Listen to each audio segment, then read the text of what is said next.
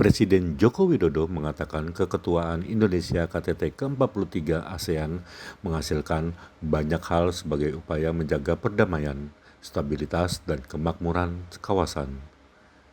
Hal itu diungkapkan Jokowi dalam keterangan persnya di JCC Jakarta pada Kamis 7 September 2023. Jokowi memiliki keyakinan jika tidak bisa mengelola perbedaan maka dunia akan hancur.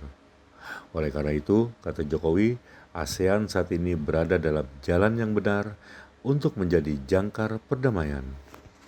Alhamdulillah, KTT ke-43 ASEAN dan KTT lainnya telah terlaksana dengan baik dan lancar, dan walaupun di tengah situasi yang sulit, keketuaan Indonesia menghasilkan banyak hal sebagai upaya menjaga perdamaian, menjaga stabilitas, dan menjaga kemakmuran kawasan.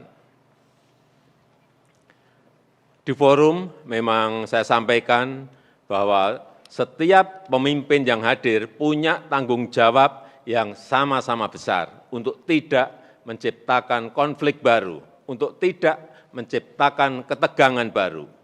Dan di saat yang sama kita juga punya tanggung jawab untuk menurunkan tensi yang panas, untuk mencairkan suasana yang beku, untuk menciptakan ruang dialog.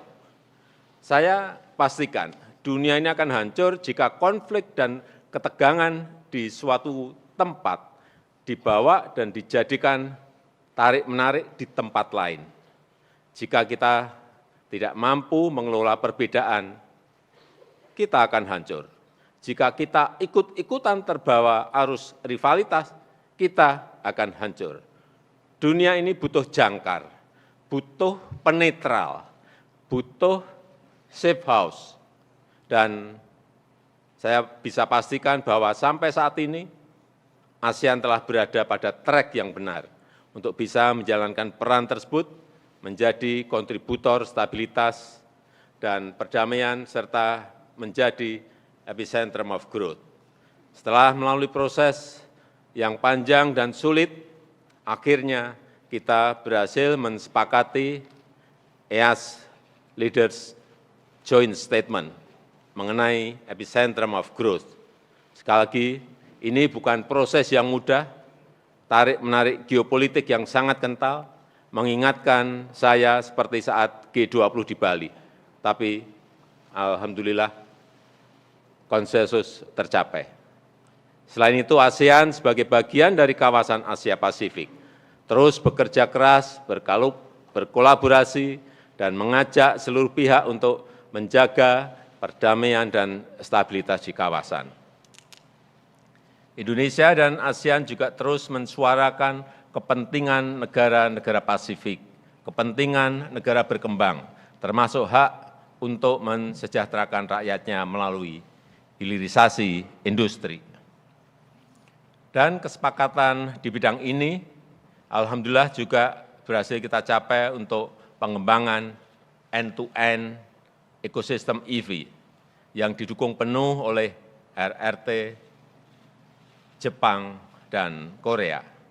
Terakhir, terkait Myanmar, ASEAN akan terus melanjutkan upaya Indonesia melalui keketuaannya telah menyampaikan 5 langkah ASEAN untuk membantu Myanmar.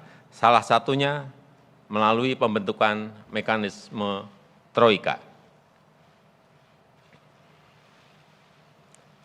In the forum, I did in fact state that every leader present have an equally big responsibility to not create new conflicts, to not create new tensions.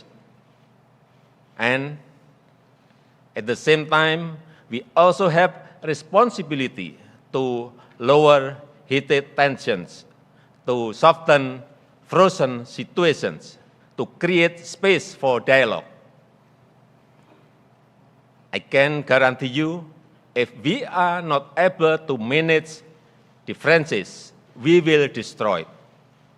If we join the currents of rivalry, we will be destroyed. This world needs a safe house, and ASEAN is on the track to be able to perform those roles. And after going through difficult process, we finally agreed the EAS leaders' joint statement on epicentrum of growth. Indonesia and ASEAN also continue to voice the interests of Pacific countries, the interests of developing countries, including right to bring prosperity to their people, and undertake industrial downstreaming.